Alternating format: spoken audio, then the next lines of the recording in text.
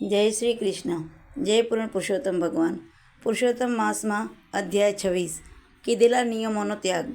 હવે ભાવિકોએ કરેલા પુરુષોત્તમ વ્રતના ઉદ્યાપન પછી વ્રતને નિયમ તજવા બાબત કહેવાય છે. વાલ્મીકી બોલ્યા, સઘળા પાપોનો નાશ થવા માટે તથા જેની ધ્વજા ઉપર ગરુડ છે એવા વિષ્ણુની પ્રીતિ માટે સારું વિધિપૂર્વક ગ્રહણ કરેલા નિયમોનો ત્યાગ કરવો. હે રાજન, 1 મહિના લગી જેણે નક્ત ભોજન કર્યું હોય તેણે છેવટે બ્રાહ્મણોને જમાડવા. અયાચિત વ્રત કર્યું હોય તો સોનાનું દાન કરવું. જે 1 મહિનો ઉપોષણ કરી અમાસના દિવસે જમનારો હોય તેણે દક્ષિણા સહિત ગાય દેવી. આંબળાના ઝાડ નીચે 1 મહિના સુધી સ્નાન કરનારે દહીં કે દૂધ દેવું. હે રાજા, ફળોના નિયમમાં ફળનું દાન કરવું. તેલના ઠેકાણે ઘી, ઘીને ઠેકાણે દૂધ દેવું. ધાન્યના નિયમોમાં ઘઉંને સારા ચોખા દેવા. હે રાજા, પૃથ્વી ઉપર સુનારા અંતર્યામી જેને પ્રિય છે એવા જેને સામાન સહિત સારી સજ્જા દેવી. જે પાંદડામાં જમનારો માણસ હોય તેને ભોજનમાં ઘી, સાકર દેવા.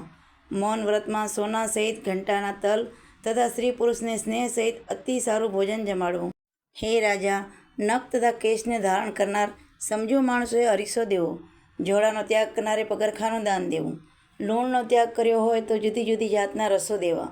અધિક માસમાં પૂર્ણ કારણથી જેણે ભક્તિથી દીપક જેટલું સોનાની બત્તી સહિત ત્રાંબાનું કોડિયું અને દીવો દીધેલો હોય તે સદા વૈકુંઠમાં વસે.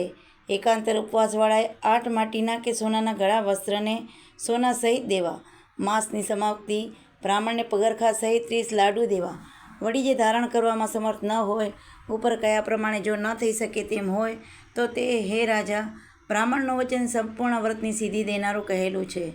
જે લોકો એક અન્નથી મળમાસને સેવે છે તે નર 4 ભુજાવાળા થઈ ઉત્તમ ગતિને પામે છે. એક વખત જમવાથી બીજું કશું પણ અહીં પવિત્ર નથી. એક વખત જમવાથી સિદ્ધિ મુનિઓ ઉત્તમ મોક્ષ પામ્યા છે.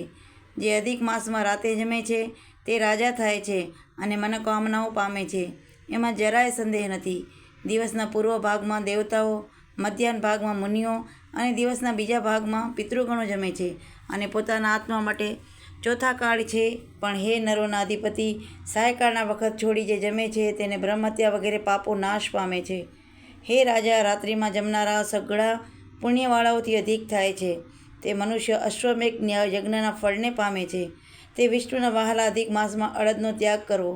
અડદને તજનાર સર્વ પાપથી મુક્ત થાય છે અને વિષ્ણુલોકમાં જાય છે. બ્રાહ્મણ છતાં જે ધાણી કરે છે તે તલની સંખ્યા પ્રમાણે સર્વ નરકમાં પડે છે. ચંડાળની જાતિને પામે છે અને રક્તકોળના દુઃખથી પીડાય છે. અંજવાળિયા અને અંધારિયા પક્ષમાં જે માણસ ભક્તિથી એકાદશીના ઉપવાસ કરે છે તે 4 ભુજાવાળા થઈ ગરુડ ઉપર બેસી વેદોએ મનાતા તથા અપ્સરાઓથી સેવાતા વૈકુંઠમાં જાય છે. દેવોના દેવ વિષ્ણુની પ્રીતિ સારું દ્વાદશીના દિવસે એક મુક્ત કરે છે. તે નર સ્વર્ગને પામે છે. હે રાજા, હંમેશા સારી ભક્તિથી દર્ભનો કૂચો પાસે રાખવો. જે દર્ભને સર્વદા ધારણ કરવા નહીં, કેમ કે વિષ્ઠા મંત્ર લીટ કે બળખા કે લોહીની સાફ કરે તે વિષ્ઠામાં જીવતો થાય છે. દર્ભ અતિ પવિત્ર છે. દર્ભ વગર ક્રિયાઓ વ્યર્થ છે. દર્ભના મૂળમાં બ્રહ્મા અને મધ્યમાં દેવ વિષ્ણુ વસે છે. દર્ભના આગલા ભાગમાં મહાદેવ વસે છે. માટે દર્ભને વાળવું નહીં, શૂદ્રે દર્ભ ઉખેડવો નહીં, ને કપિલા ગાયનું દૂધ પીવું નહીં, ખાખરાના વચલા પાનમાં જમવું નહીં, પ્રણવ મંત્રના ઉચ્ચારવો નહીં અને પૂર્ણાશનું ભોજન કરવું નહીં. વિધિ વગરનું આસન લેવું નહીં, જનોઈ ધરવી નહીં અને વેદની ક્રિયા કરવી નહીં. વિધિ વિના આચરણ કરનાર પિતૃઓથી સાથે ડૂબે છે. જ્યાં સુધી 14 ઇન્દ્રો છે ત્યાં સુધી ઘોર નરકમાં પડે છે. કૂતરાની જાતિ સુઅરની કે વાંદરાની જાતિ પામે છે. આ કારણથી શૂદ્રે ઓકારને સદા તજવો.